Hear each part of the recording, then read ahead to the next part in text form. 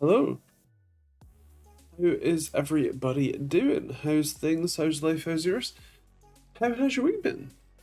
What has everybody been up to? I've been up to some stuff, as always. Making videos mostly. But yeah, hello. How's things? Hello, John, and hello, Simon. How you guys doing? How has your week been?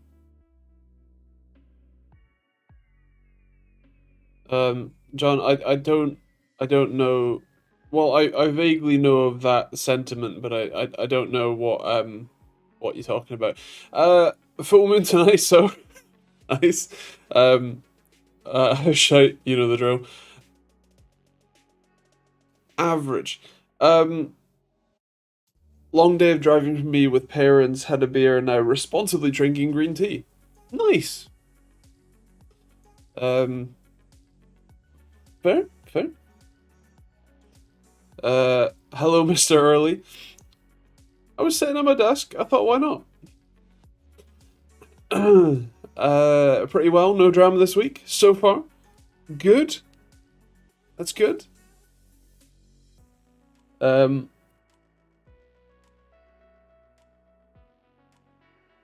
I don't have much drama this week.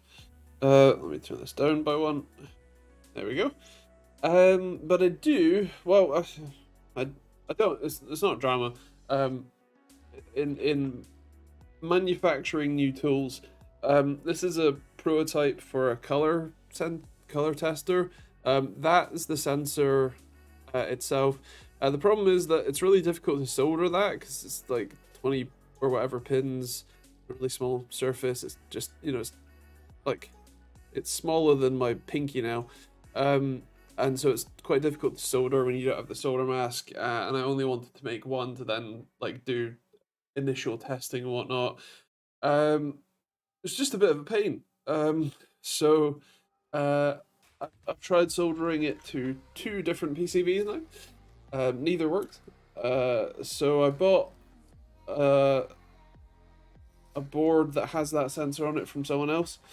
And then I'll do my initial testing, and then once I've done my initial testing and I validate that that is actually the sensor I want to use, then I'll do it a bit more properly. So yeah, something like that. Are you feeling any better? Yes, I was feeling a lot better last week as well, actually. Yeah, I'm as healed as I'm gonna get. uh, yeah, no, fine.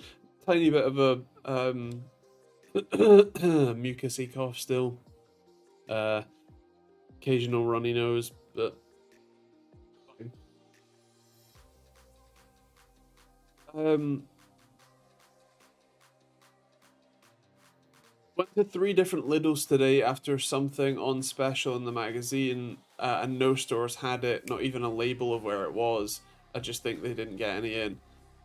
Interesting. What was it? Well, first of all, what magazine do you have access to that I don't? Because there's a lot of random stuff in Lidl that I definitely would like access to.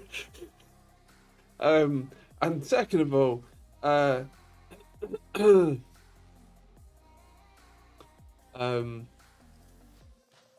what you call it? Little Mag, the ones by the Silver Fair. We're gonna have a new Lidl right next to us in a couple months, like literally 30 meters that way. Um, so I'm excited. There's actually a Lidl and a Wix, so cool.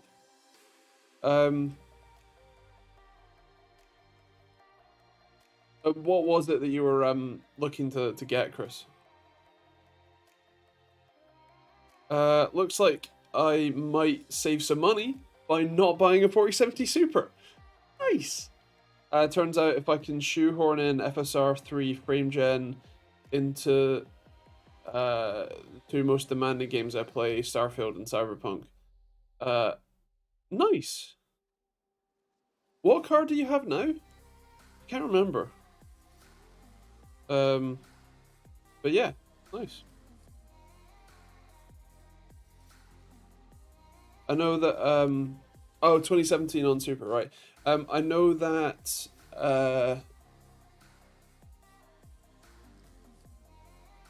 um what you call it? COD, Modern Warfare 3, whatever, Warzone 3, literally just updated to add FSR 3 support. I know because I was doing latency testing that I guess you'll see tomorrow. Um, and it was FSR 2.1, you know, on the first day of testing. It was FSR 3 on the second day of testing, and I had to redo all the data. um, so, yeah.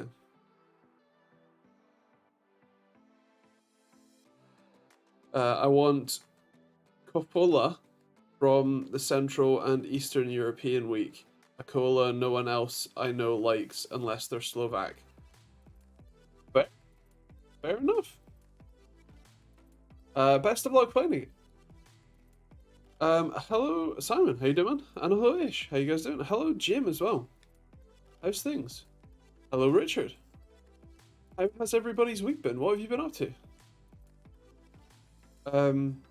Those only these support only DLS 3, but there's a mod to replace it. It's actually the same mod for both games. Right, nice. I mean, I'm pretty sure, and quote me if I'm wrong.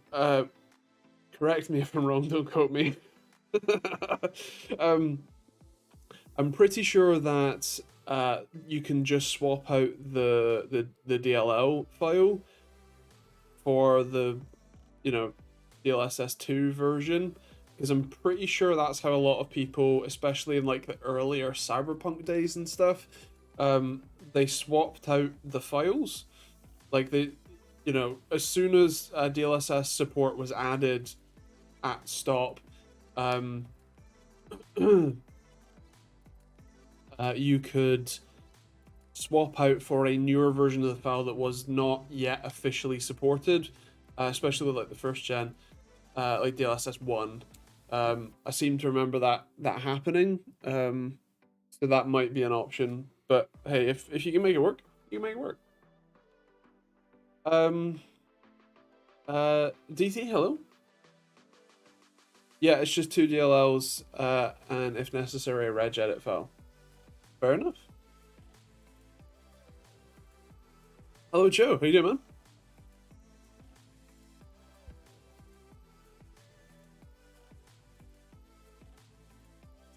man? Box has officially ceased trading today. So if any of you aren't on our Discord, one of the things that Joe mentioned was that Box, one of the kind of bigger UK tech PC gaming e-tailers, has gone into administration and as of today has ceased operating, which is kind of insane because apparently they were bought out for £100 million last year, which is insane. You know, being bought out and then almost immediately folding. Kit Guru's post mentions that the company may have run into legal troubles. But yeah, that's wild.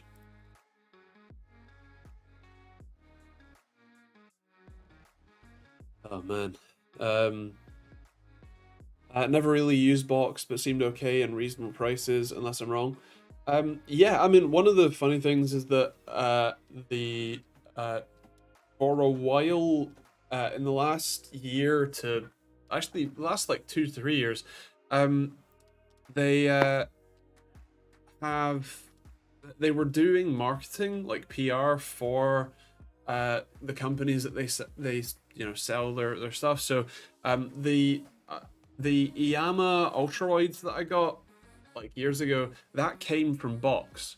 Like it was Box that shipped me that, and they had, you know, they were doing PR for Iyama, and there've been one or two things that I've had in to review or whatever that Box had sent me. So it's kind of wild to me that they would have that sort of, you know, that marketing arm, the the systems, the component sales, that sort of stuff, and then immediately fold. So yeah, wasn't a boxer were going around the country giving away stuff if people found items. I don't know about that one. Uh, but that sounds like something they might do. So many questions surrounding it. I doubt we'll ever really know the reason behind it. Definitely something fishy considering how widely and large spread they operated. And maybe the new buyers were intending to asset strip. That is an possibility. Obviously being bought out relatively recently, like last year, I think it was. Being bought out, yeah, that kind of that might be something. DT, you explain things clearly and logically. Any plans to do a piece on how to get local GPU AI going? So first of all, thank you very much. Second of all, I'm pretty sure I did that. So the main thing is that you want to use text generation web UI, which makes it really simple and easy. And then you'll also need an account on Hugging Face. That's it. You'll need a Hugging Face account to access all the models. But yeah, I'm pretty sure I did a video on that already. Self-hosted AI. Yeah, it was a while ago, so there's a good chance that the specifics of the process might be different. But basically, just go look up text generation web UI and install and run that. Create a Hugging Face account and download a what's it? Not quantized or transformed. Where is it quantized? Hold on, let me go on Hugging Face. There's ChatGPT at home. Yes, there is. Several models, in fact.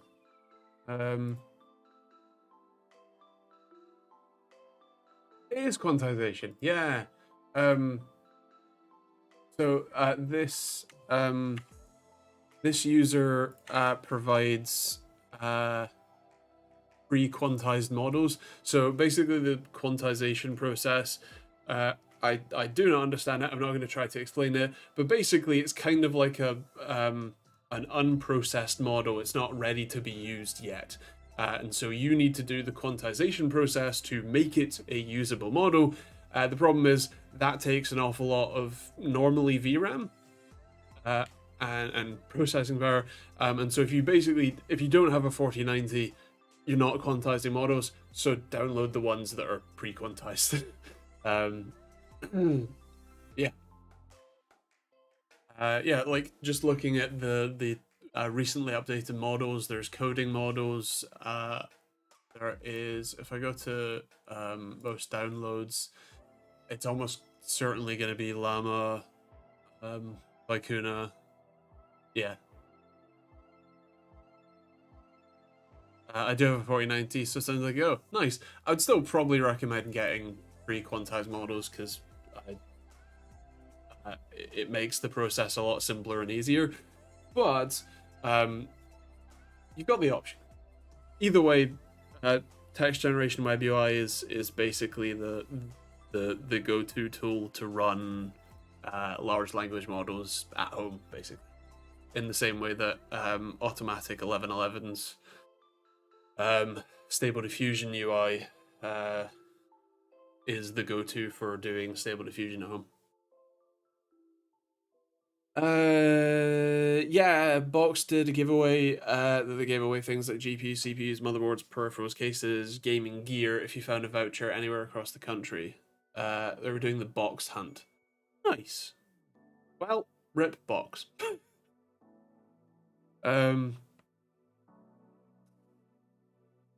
Oh yeah, you must turn on hardware accelerated GPU scheduling in Windows. Was off by default in Windows 10 for me. I'm pretty sure that that's on normally. I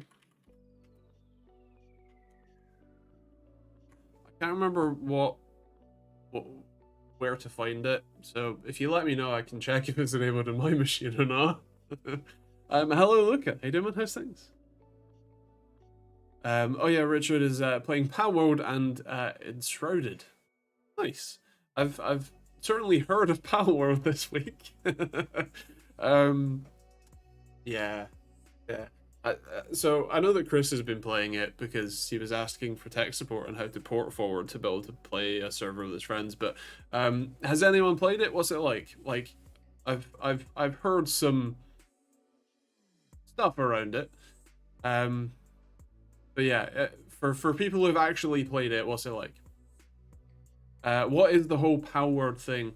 It is a well, my understanding, someone who's not played it, is that it's a straight rip-off of Pokemon but with guns. And then there's also some controversy around how it was made and Game Freak or Nintendo or whatever issued a statement today, not really saying anything, but just saying we're obviously looking into if this is infringing or not, and if it is, it's Nintendo. Of course, they're going to be, suing the shit out of them. So yeah.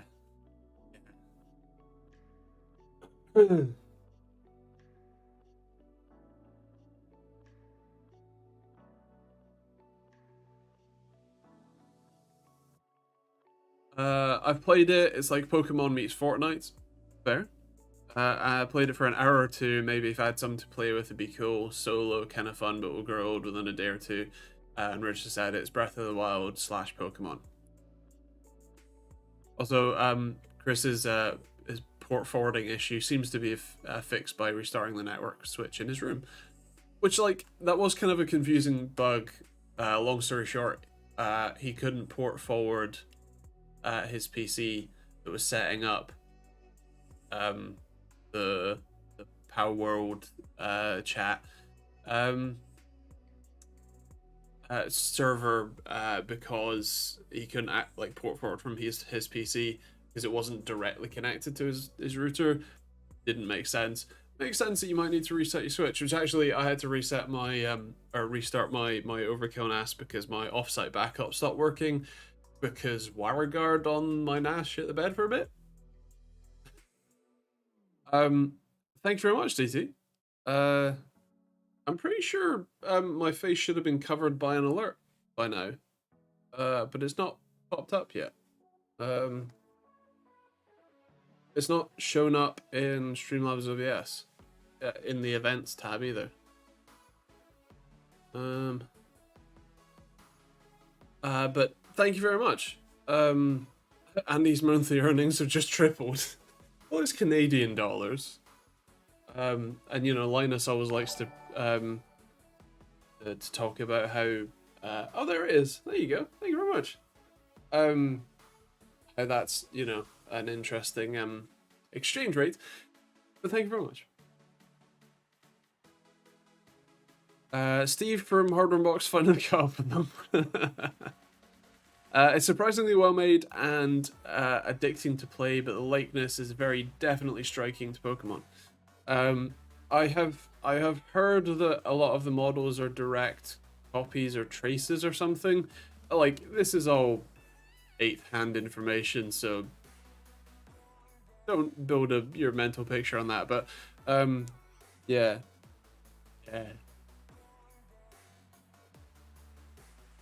It is technically early access, and for early access and apparently a small team, there's a lot of breadth there, a lot of different mechanics. Kudos. I did read a snippet of an interview that was basically like, we don't know what we're doing. We added the guns because Americans like guns, and that was the only way we thought we would make any money from this thing. Yeah. Stuff like that. It's addictive but lacks narrative content. It's janky. It got a bit bored after level 20. That kind of tracks for what I have heard. Someone made a mod that just pasted Pokemon skins onto the PALs, and Nintendo took that down real quick. It's kind of interesting that Nintendo haven't taken the whole game down then. I suppose, like, going up against a full game with perhaps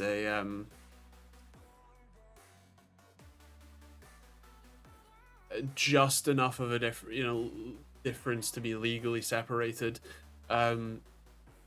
is good. But yeah, it might be kind of a pokey rip off, but it's legally distinct. Also, fuck Nintendo. Okay, especially on the final point. Yes, I agree. They're litigious bastards.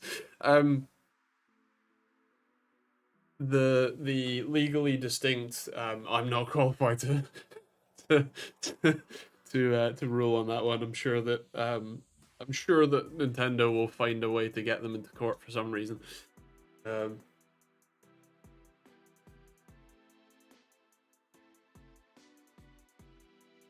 How would you make it appeal to British people more? Beans or machetes? Tea, obviously.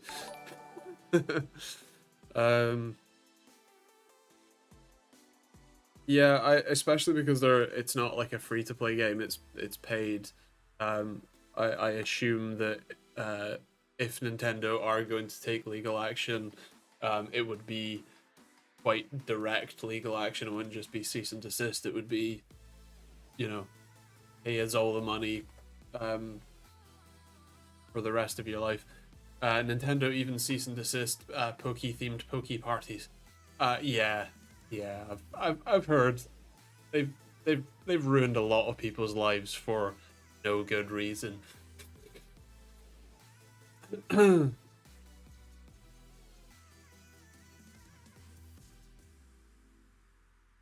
Joe, the statement was quite vague, but it did specifically say a game, like they were investigating the game that was released in January 2024.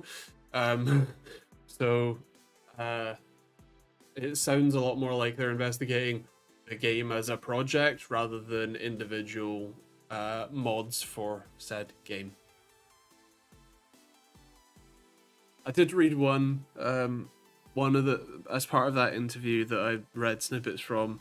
I think one of the developer that was doing the interview said we were going to use Unity, but we realized that it wasn't, a good fit or whatever, and so we decided to swap to Unreal because one of our developers had used, like our senior developer had used it once before. I'm like, I've used Unreal more times than them. And what do I have to show for it? Yeah. Apparently, technically, you can't have a LAN party at your own house with Nintendo games. Something Linus was rambling about a couple of times. Not sure it is really sure.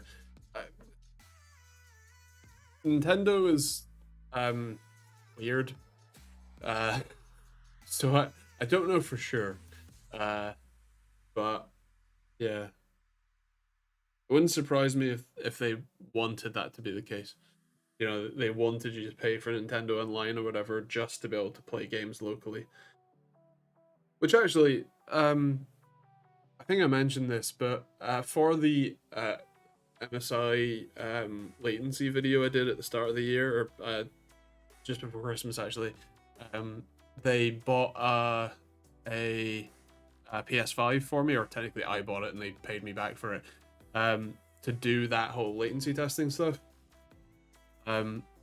But the thing is that when I fired up COD Modern Warfare 3, which I'd got as part of the bundle with the PlayStation, it had, like, I wanted to do a private lobby or something like private match to be able to do a lot of testing, and it turns out that just to play a local private like match, you need like PlayStation Plus, like PlayStation Online membership, just to launch that part of the game. The game that you wholly own, you can't even launch it, let alone play a local match. So your only option is to play the campaign, which is obviously what I did. Or, you know, fork up the money. So yeah. Consoles suck. They're all getting a little strange. Lots of these publishers and companies with the push towards subscriptions-based rental models as opposed to ownership. Yeah, I mean, if you didn't see, I think it was like the CEO of Ubisoft or whatever said, gamers just need to get used to not owning their games anymore.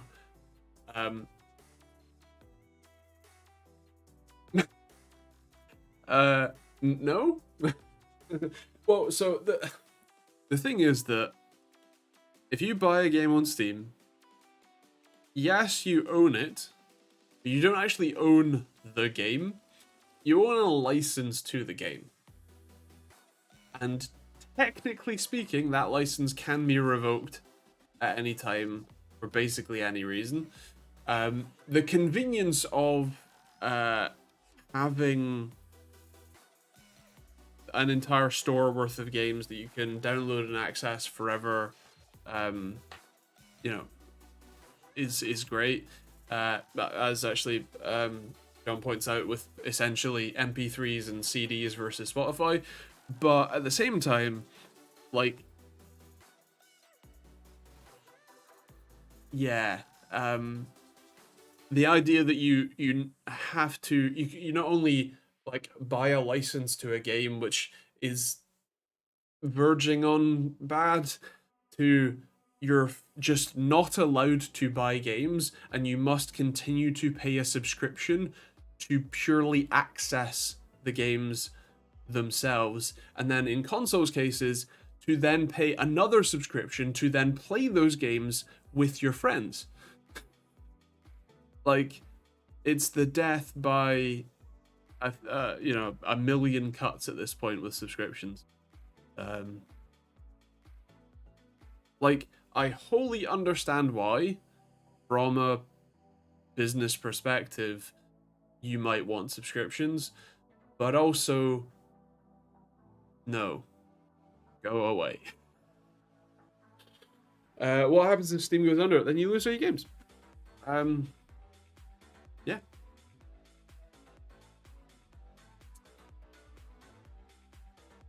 That's kind of the problem with essentially creating centralized systems, is that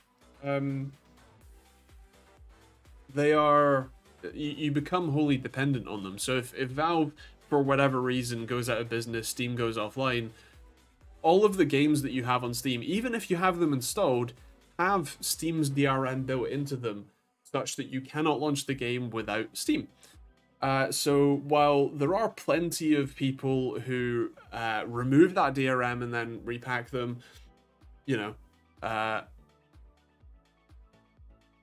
you can still play them. You probably can't play them online because the servers are probably dead, you know, things like that. But yeah, there's a lot of external dependence and dependency in the world we live in at large, as well as in the gaming industry. If the internet stops working, then there's bigger problems to worry about than playing a video game. Yeah, yeah. There is a difference between like a single company who owns basically your entire games library, you know, potentially, if that were to fail, versus the, what you call it, the internet itself. You know, different levels of severity and potentially likelihood. But yeah. Or you can buy games on Good Old Games. Yeah, DRM free. I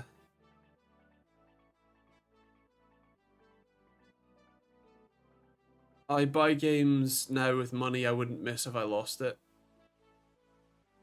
Yeah, fair enough. Uh, I'm generally opposed to the concept of piracy as theft, but these companies make it the only option in some cases. Well, so the quote, and I can't remember if it was Gabe, like Gabe N, or if it was someone else, but the general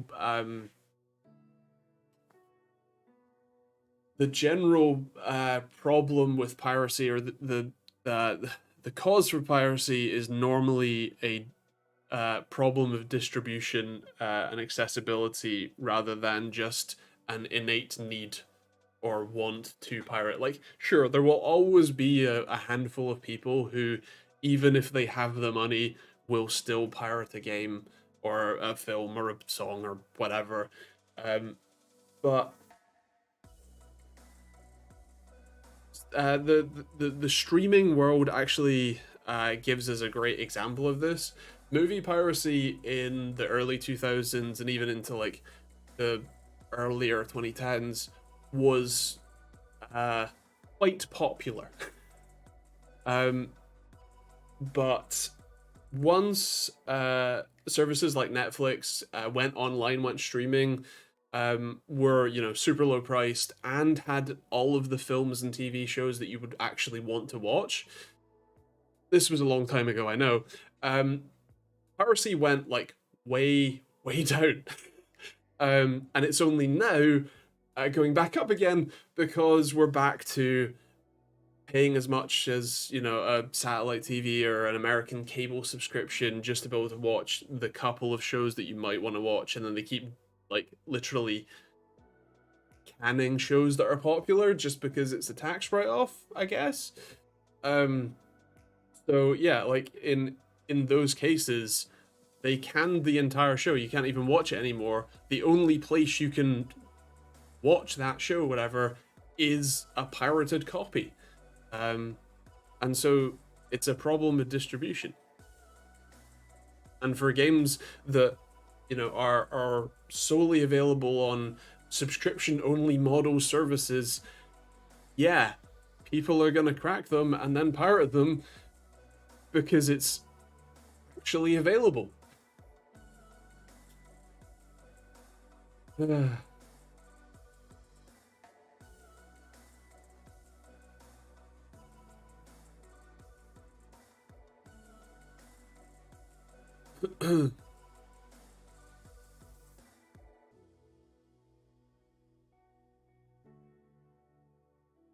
I had to restart my PC to uninstall Microsoft Paint.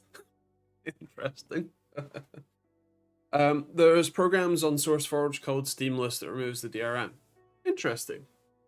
I know that Steam DRM isn't exactly super baked into the everything.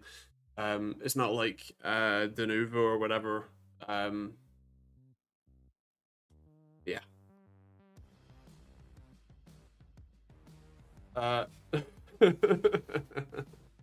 um, I'm laughing at this interaction here. It's quite scary how many aspects of our life are dependent on the internet without even realizing. And just Simon said the fact that we need the internet to flush the toilet is the scariest thing when you think about it. So that's the thing, is that I'm quite adamant to make sure that none of the things that I rely on at a really base level are A, internet connected at all, and then B, are as reliable as possible. That's kind of one of the reasons why I built the solar power, bank in my shed, is because there was a reasonably realistic threat of like rolling blackouts because good old mismanagement and corporate greed. And so I created a system that allows me to have essentially backup power for like my fridge for several days at a time, if necessary. So like stuff like that. Like, I would never install a smart door lock. Seems like just the dumbest thing, especially a Wi-Fi connected one. Like, can you imagine your door lock be like draining its battery dead and locking you out of your house because it got hacked and became part of a botnet? Oh, yeah. If we start having rolling blackouts, I'm getting a diesel Jenny for the house. I'd probably get one to supplement too, so yeah. um, Smart locks are dumb. Bluetooth has weak security. Yeah, I mean, like smart security infrastructure that's not like, you know, a non-Amazon controlled or Amazon or Google or Facebook controlled, CCTV system is good. But yeah, the toilet is internet connected. That's how the plumbing from the crapper to the pipes, underground to the waste management facility all rely on it. Uh,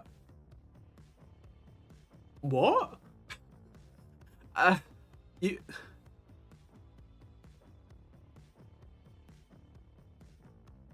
you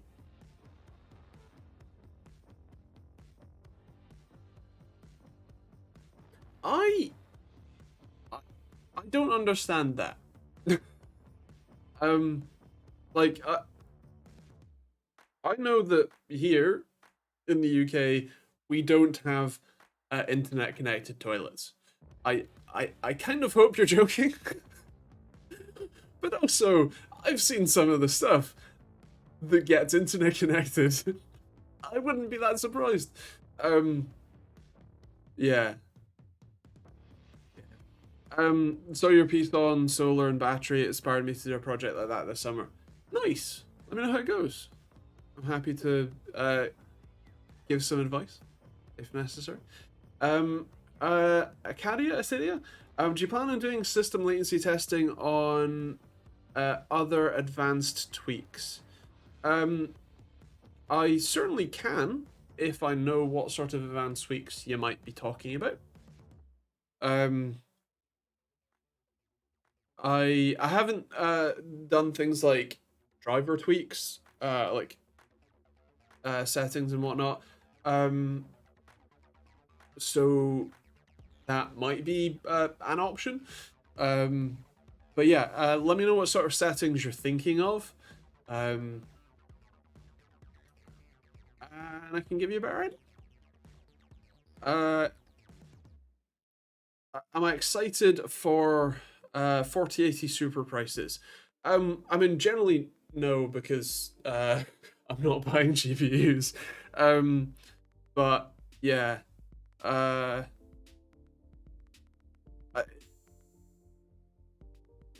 as much as the new cards are seemingly a little bit better value, it still all feels a bit much for the value proposition. You need to do latency testing on these guys lose. All the pipes have shut-off valves and they're controlled centrally from a monitoring station by someone watching flow. Takes numbers on a monitor. Wow. Okay. Yeah. No. Like in the UK, it's a real dumb network. That there's no smart anywhere near my house for plumbing. Like I can tell you this for certain because my house, like this house that it's not mine, it's just the one I'm renting. This house was built, I think, in like 1895 or something. There's a trough outside with a grate over it where your coal used to get delivered to heat the house. Like, this house predates electricity, like residential electricity and residential gas, right? Like that's that's how old this house is. Like, it predates the central heating, predates even the original, like, you know, electrical installation, all of that. Um, so, plumbing wise, there was a great, like, a manhole, you know, rectangular manhole type thing, just outside our back door. That if you take it up, is a trough of all of the waste. Um, it's just a big trough, and then that leaks down into the actual like drainage system and gets evacuated. It's not a smart system. um, yeah. The UK doesn't rely on internet to operate the waste/sewage network because the UK is the waste/sewage network. Look, just because you live in Grimsby. um, I've avoided an online subscription printer. You can't use it without the internet. I've actually just bought a new printer, which is a weird sentiment in 2024. But I have. It's a Brother laser printer, mono duplex printer, and I'm swapping it out for the crappy Canon one that I keeps running out of ink way too fast. All I need to do is print like customs documents. That's all I need. And yet that is still too difficult a task for this crappy inkjet. So I'm swapping to laser. I just need to actually set it up. So yeah.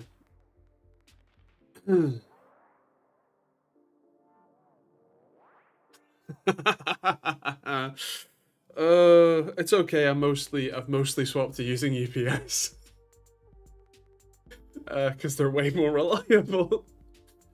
I got a Brother 1220W. I got a DL something or other. I can't remember. No, something boring. Oh no, I got it on. I can't remember. It's a Brother DL something mono. It's the top selling one on Amazon. Although I didn't buy it from Amazon, I bought it from Viking.co.uk because that was cheaper. Viking Direct. Anyway, the house we have in Slovakia seems to predate bricks, made more of mud. Nice. I'm interested in someone testing MSI mode, GPU cache, write combining, process scheduling, quantum modes, interrupt CPU affinity, processor idle states, and IRQ sharing, especially MSI mode, interrupt CPU affinities, processor idle states, and hyperthreading. Do you know what?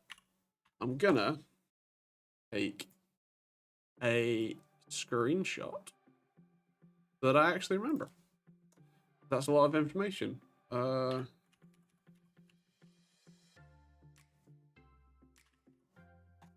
And I'll get back to you. I can't guarantee anything, just to make that clear. But I will have a look and see what options. Yeah. Printers can be picked up cheaper than the ink now. I know people that buy whole new printers every time the ink runs out. So that's by design. Actually both my parents used to work for a large printer manufacturer, and yeah, that's by design. Like, every single printer is sold at a loss, purposefully, so that the idea anyway is that you get, you know, hooked into a single printer line, and then you have to buy the ink or toner from them, and they have lots of like counterfeit operation detection and like, you know, DRM basically. But yeah.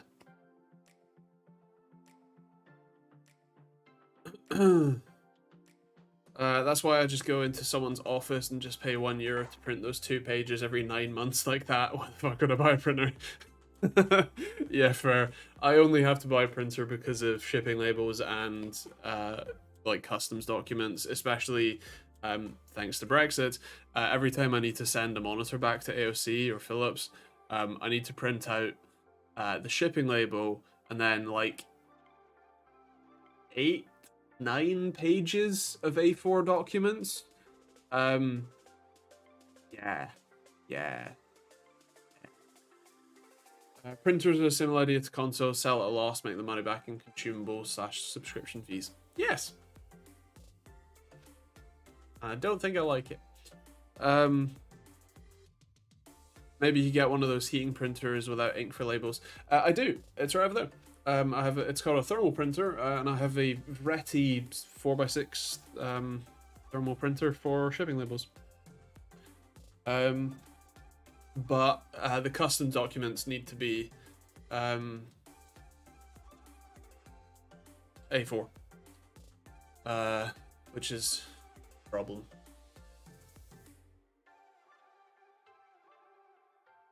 At work, I have around 50 printers to choose from, all free, yet I still use my home one more. Nice. I like the idea of getting a brother a laserjet printer if I ever needed a printer. Seems much less evil. I agree, especially because you can. So it's mono, so there's no color ink or toner to run out, and also you can just drop in the new toner, and even you can buy the drums, both of which you can buy on eBay for like £10-15 each, basically. Or you can buy like packs of toner for like 30 quid for like 4 of them. So, yeah, much better. Finally got my DDR5 timing stable. Kind of proud of myself. Nice. Was that primary, secondary, or tertiary you're mostly fiddling with? But is it really a printer? Is a printer really worth owning if it won't print without the gloss optimizer installed? I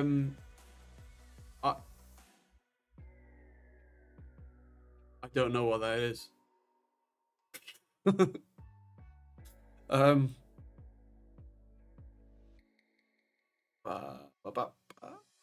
Magenta's empty. Can't print. But I want to print black and white text. No magenta. But there's a separate black cartridge for no magenta. Yeah, I've actually had that. Especially because it uses up the color cartridges when only printing black and white, which is disgusting.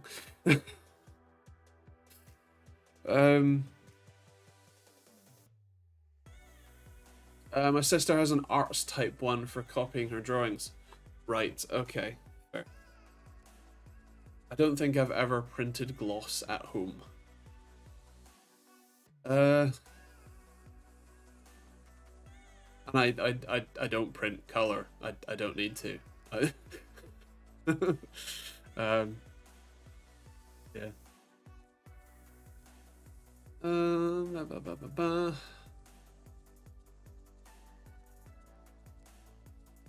Just reading up the past comments. Mate used to do that for a living until he retired a couple years ago. Our plumbing is over 100 years old too, but it's been upgraded over the years. We just put new pipes down the road. Yeah. No. We have not done that sort of investment. Hello, Essentialist. How you doing, man? How's things? Over on the old Twitch. I've managed to be paperless for a few years. There is the odd inconvenience, but PDF life works mostly fine, as does online digital signatures. For almost everything, again, I agree. The only reason I have a printer is for shipping labels. And unfortunately, that's the one thing that I can't seem to get fully away from. So, yeah.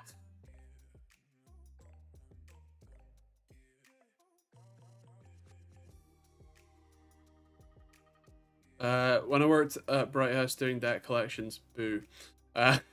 We got called back to the office because the shop printer had exploded, like literally exploded across the entire room and toner. Nice.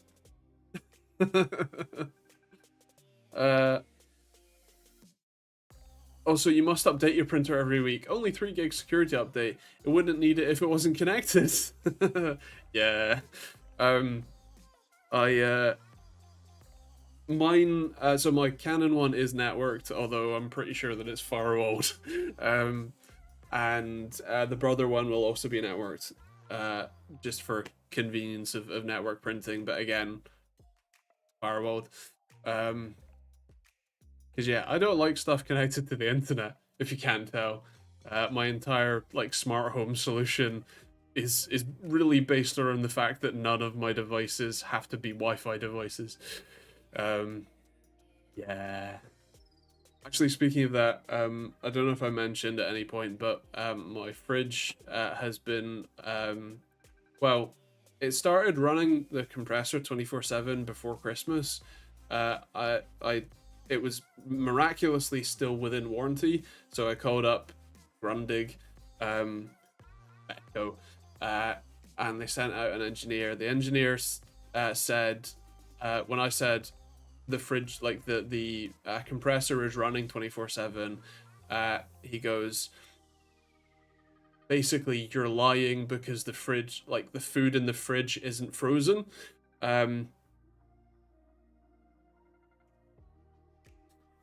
So he left, and then I had to spend another week with a broken fridge, barely cooling anything, to convince them to send another engineer, who, after I plugged it into my power meter, like my ZigBee power meter, and showed him my phone with the line that was just a flat line of 95 watts of power consumption for the last 2 days straight, it was like, okay, yeah, the fact that it's not cooling means the compressor's probably broken, so we'll come and fit a new compressor.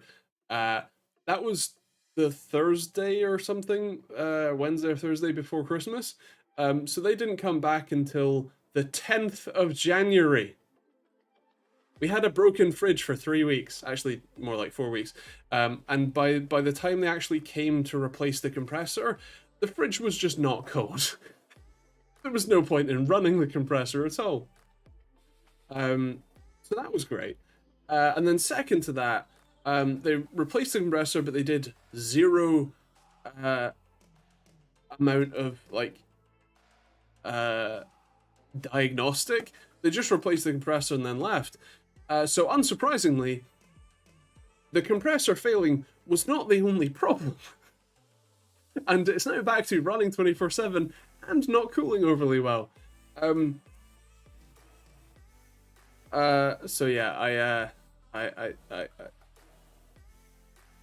have another engineer coming next week, and I bought another ZigBee power meter plug, like smart plug, which is not only tracking the energy usage for me, which is great, gives me the evidence to go, hey, look, I'm not fucking lying, but also it means that I have Home Assistant turning the fridge on and off for me so that it's not running the whole time. So yeah.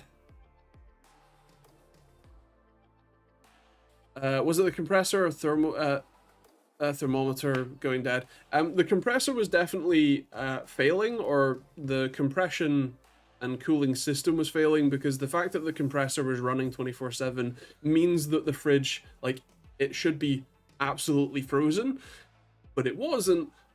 So yeah, it's either the control board, or I have a sneaking suspicion that it's actually something like a clogged expansion valve,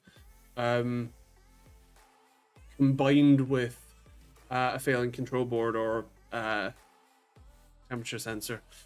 But yeah, it's still under warranty, so as long as they fix it, I don't care. Wow, compressor replacement was actually cheaper than a new fridge. So they probably don't pay their engineers very much, and I know that a new compressor is about £101, because I could buy a new compressor from their spare parts website and have it here next day if you buy before 6 p.m. So the engineer was here for like 3 hours, so it probably cost them about £200. A new fridge is like 600, so surprisingly, yes. Except they're going to have sent out engineers 4 times now, and when they come next time, like next week, that's just the inspection. That's just they're gonna maybe work out what's wrong. Not really. Uh, and so there's going to be another like guy, coming out to actually fix it, and then in 2 months' time, when it inevitably breaks again, yeah, it's it's gonna cost them more if like they should have just replaced it the first time. But yeah. The warranty runs out in December, so I have the whole year to keep pestering them for it. What about a fridge? It's a Grundig, which is basically Beko. It's all the other costs, labor, and the refrigerant recharge. So the refrigerant recharge itself is not expensive at all. They use bottles of R600A refrigerant, and the labor, I can guarantee you, they do not pay their engineers much. So yeah.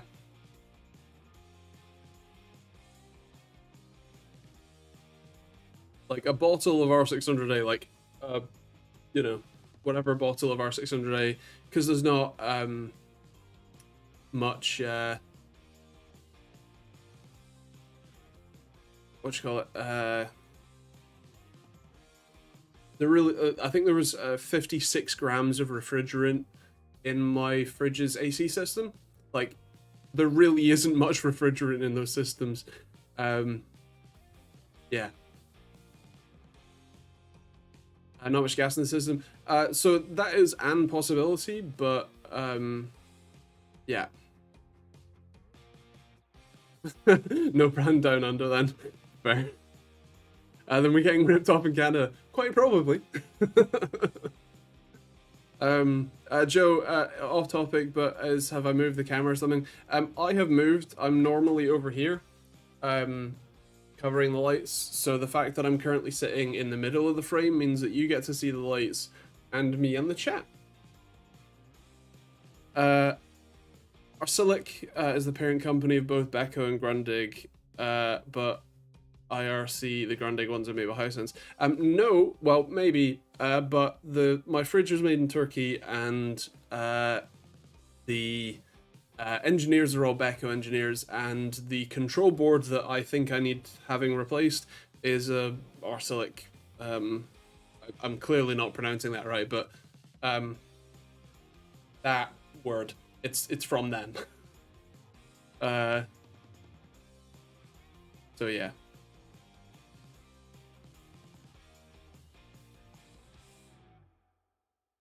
Made in Turkey. I'm so sorry to hear. Means nothing to me. I've just read the sticker on the back a lot of times as I've been looking.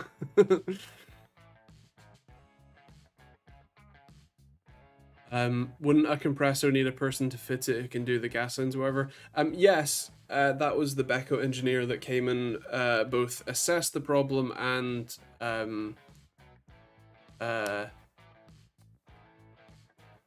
replaced the compressor. Although they just use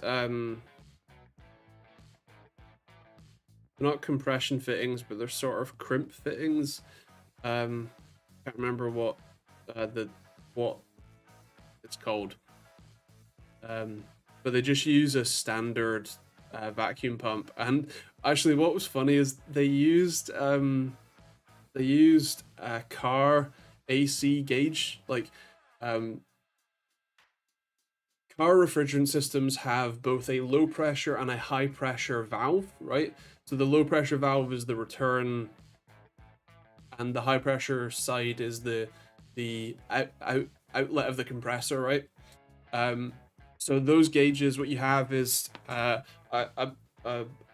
block, a rail with two gauges, a blue and a red, with blue and red lines coming out, and then a yellow line in the middle, which is the fill vacuum line, right? So you hook up the high pressure and the low pressure side, and then you hook up the yellow one to either your vacuum pump or your refrigerant, source.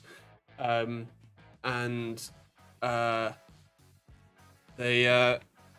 then you can measure the pressures and whatnot, or fill it, or do leak down tests.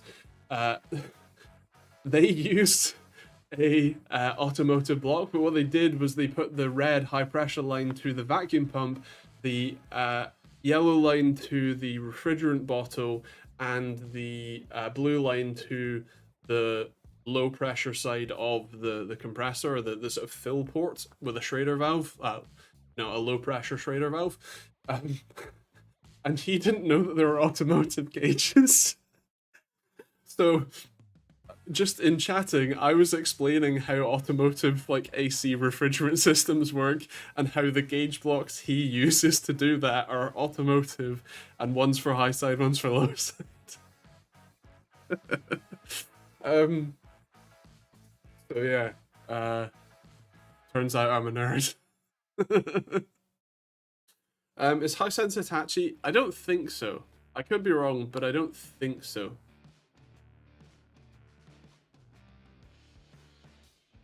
My fridge is about 30 years old and still works a treat. Unfortunately, I am not 30 years old, therefore I could not have bought a fridge 30 years ago to have it still be working. But I do wish that was a possibility. My fridge is made by Hisense, so I have absolutely zero faith in it. Fair. Marketplace fridge. I have marketplace the fridge before. In fact, I think it was Gumtree. Yeah. When I first moved in, I Gumtreed the cheapest fridge I could get. So yeah. Yeah, exactly. Ish. That's the problem. Is that it's going to be very difficult to find one. Got a Steam Deck OLED. The screen is pretty amazing on the right games, very deep colors and blacks. Worth £500? Maybe if I sell the old one. Fair. There's a reason why. There's a reason why I only have the standard one. I think I was playing golf with your friends. Yes, I was. So, yeah, I can't justify buying another one because I don't use this nearly enough to justify having it really in the first place. It's fine because I made lots of videos with it, and I think I made my money back just on the ad revenue on the videos alone, but yeah. Getting the display repaired on 30 plus smart fridges would be a challenge. Yeah. Oh no, they'll stop working long before the display will start working. Yeah.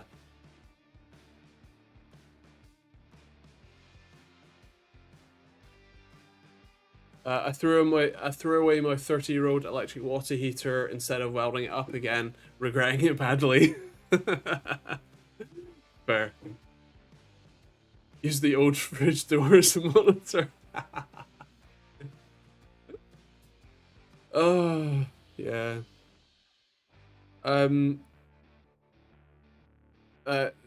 Almost certainly no. Both from the typo and from assuming you mean bucks. No. Perhaps getting like free, like recycled e-wasty type stuff, and then upgrading from there. But like just getting a graphics card for $50 would be difficult. It's a shame more fridges aren't available with glass doors like bar fridges. You can if you what you call it, insulate it well enough. But the big problem, besides probably just cost, because stamped sheet metal is way cheaper, is you can't. It's difficult to insulate glass well, especially in a chilled scenario like that. Like maybe triple glazed might work, but then again, cost. Our Pi Plus emulators. A Pi is no longer $50. At least not for the more powerful and sized ones, and then you're gonna have to get the power adapters and an SD card or an SSD and a micro HDMI to HDMI cable. Like it's $100 plus for a Pi these days, which feels weird considering the original Pis were like 30 quid. In fact, that's the reason why I have like 5 original Pi, well, not original, B pluses lying around, which unfortunately they don't have Wi-Fi, so I got a nice Intel NUC, came with 16 gigs of RAM for $100. Nice, that is decent. Oh, was that the one on AliExpress?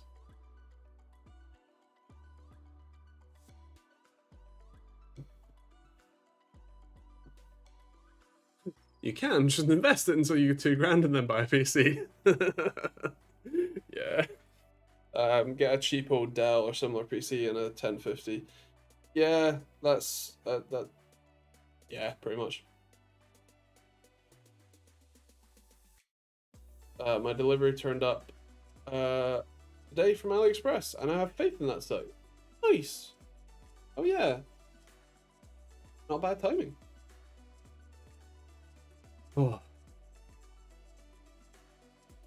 I think I'm gonna call it there, both for my throat and because that's our usual hour and I like to keep to schedules. So yeah, thanks very much for hanging out for however long you've been here. I hope you all have a very good week. As always, videos tomorrow and Monday, and I will be here next week for a stream. So feel free to pop back next week. Yeah. Catch you later. Bye.